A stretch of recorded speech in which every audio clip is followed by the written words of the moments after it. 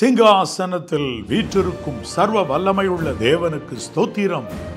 பிதா, குமாரன், ஆவியானவரை கனம் பண்ணுகிறேன், ஸ்தோத்தரிக்கின்றேன். ஹல்லேலூயா.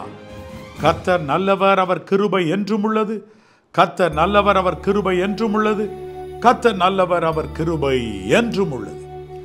ஆம், என் அன்பு சகோதர சகோதரிகள், இந்த யூடியூப் சேனல் உங்களுக்கு பிரயோஜனமாய் இருக்கிறதல்லவா? மற்றவர்களுக்கும் அதை அறிமுகப்படுத்துங்கள். ஒவ்வொரு நாளும் காலை 6 மணிக்கு உங்களை சந்திக்கிறேன். இன்றும் அநேகருடைய வாழ்க்கை தேவ பிள்ளைகளாக இருந்தும் துயர சம்பவங்கள் ஏன் நேரிடுகின்றன என்ற ஒரு கேள்வி இருக்கின்றது. ஆதியாகமம் 35:1 திருப்பிக் கொள்வோம். தேவன் யாக்கோபை நோக்கி, நீ எழுந்து பெத்தேலுக்கு போய் அங்கே குடியிருந்து நீ உன் சகோதரனாகிய ஏசாவின் முகத்திற்கு விலகி ஓடி போகிற போது உனக்கு தரிசனமான தேவனுக்கு அங்கே ஒரு பலிபீடத்தை உண்டாக்கு என்றார். ஏன் அன்பு தேவனுடைய பிள்ளைகளே, தேவன் யாக்கோபிடத்தில் என்ன கேட்கிறார்? யாக்கோபு ஆரம்பத்திலே செய்த பொருத்தனையை நிறைவேற்ற கேட்கிறார். எதனால் இவ்வாறு குறுக்கிட்டு பேசினார்? இதோ யாக்கோபனுடைய குமாரத்தியாகிய தீனாள் தீட்டுப்பட்டு விட்டாள்.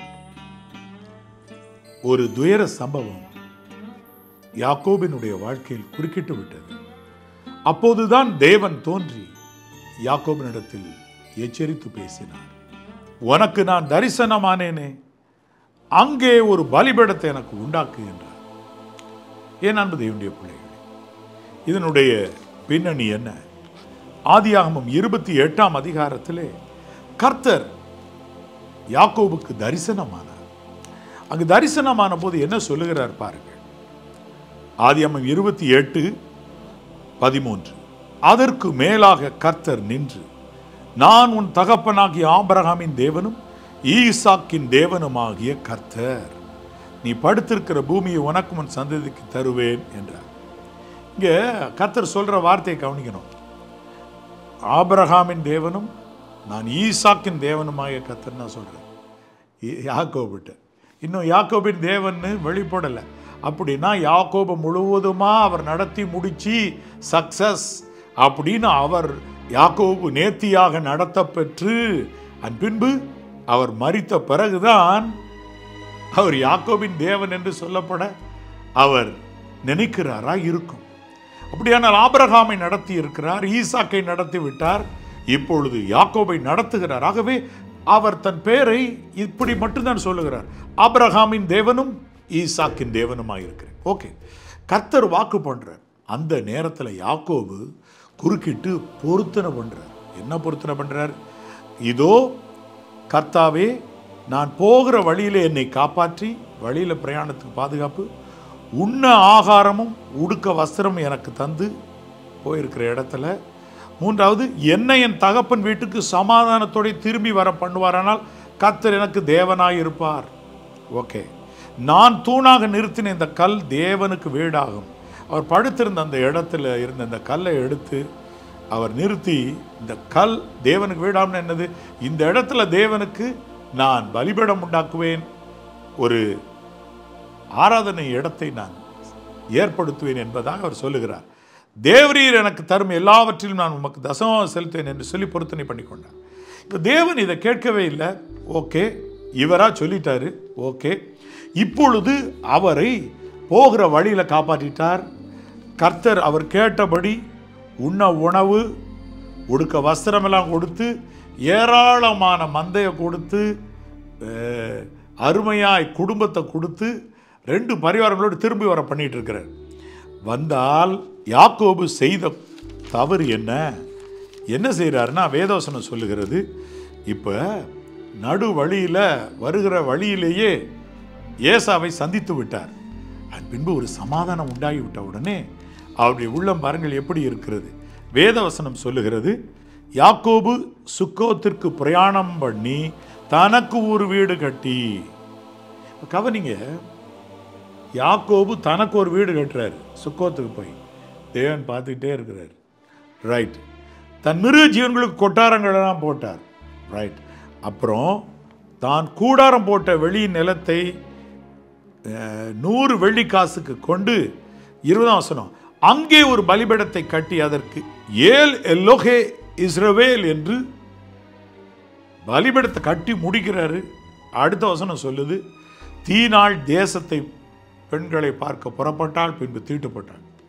அப்ப ஏல் எல்லோகே இஸ்ரவேல் என்னும் பலிபீடம் கட்டுனது தேவனுக்கு அப்படி ஒன்றும் ரொம்ப சந்தோஷத்தை தரல.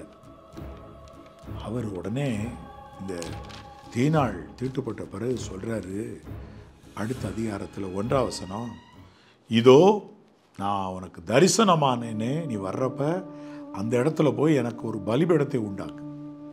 இப்போ நீங்கள் ஒன்று நல்லா கவனிக்கணும். பொருத்தனை யாக்கோபு செய்தது என்ன? அவர் என்ன சொல்றாரு? ஆதியாகமம் 28ஆம் அதிகாரம் 21ஆம் வசனம், எனக்கு வஸ்திரம் கொடுத்து இதெல்லாம் கொடுத்து என்னை என் தகப்பன் வீட்டுக்கு சமாதானத்தோடு திரும்பி வர பண்ணுவாரானால் நான் வந்து இங்கே ஒரு தேவனுக்கு ஒரு வீட்டை நான் இங்கே கட்டுவேன், அதாவது ஒரு பலிபீடம் கட்டுவேன், அப்படி தான் சொல்கிறாரு. யாக்கோபு இன்னும் தன் தகப்பன் வீட்டுக்கே போய் சேரலை. ஆனால் கூட தேவன் எதில் ஊண்டாகிறாருன்னா, போகிற வழியில் அப்படி போய்கிட்டு இருந்தா இல்லை, ஒரு இடத்துல நின்று தனக்கு சொந்த வீடு கட்டுறாரு. வீடு கட்டினது மட்டுமல்ல, மிருக ஜீவன்களுக்கு கூடாரம் போட்டார். ஆனால் கூட யாக்கோபு நல்லா அங்கேயே ஒரு நிலத்தை வாங்கி ஏல் எல்லோகே இஸ்ரேல் என்ன ஒரு பலிபீடம் கட்டுறார்.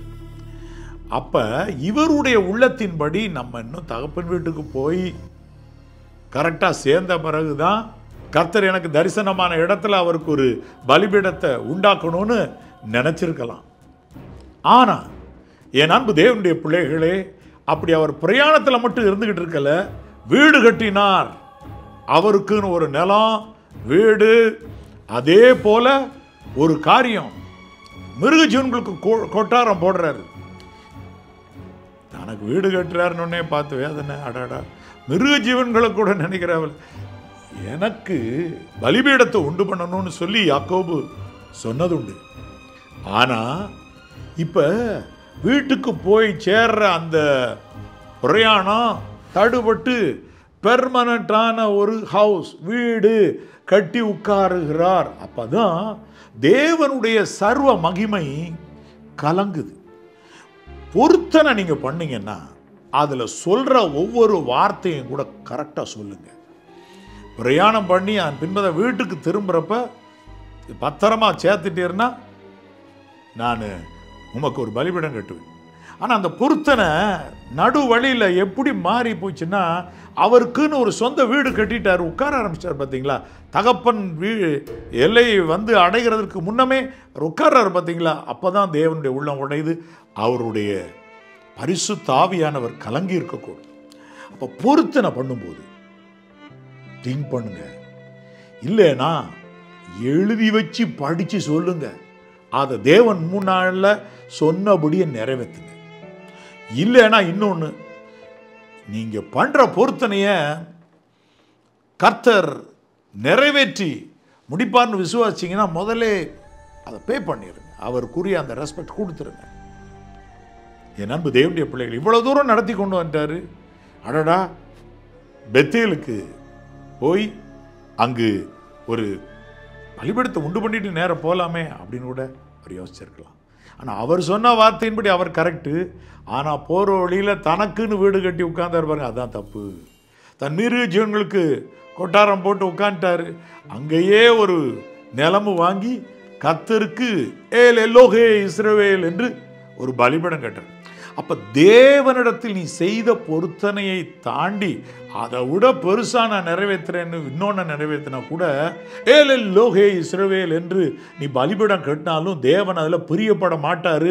அவருடைய மகிமை பலமா வெளிப்பட முடியாது. உன் வாழ்க்கையில் அதை புரிஞ்சுக்க. இன்றைக்கு நீ பொருத்தனை செய்யும் முன்பதாக யோசி, தெளிவாக அதன்படி நடந்து கொள்.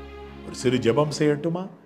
என் அன்புள்ள பரிசுத்த பரலோக பிதாவே, ஏன் சில துயரங்கள் தேவ பிள்ளைகளுடைய வாழ்க்கையில் நடக்கிறது என்பதை இன்றைக்கு நீர் விவரித்து காண்பித்தீர். நாங்கள் எங்களை சரி செய்து கொள்ள உதவி செய்தோம். இயேசு கிறிஸ்துவின் நாமத்தில் பிதாவே, ஆமென், ஆமென். God bless you. God bless you.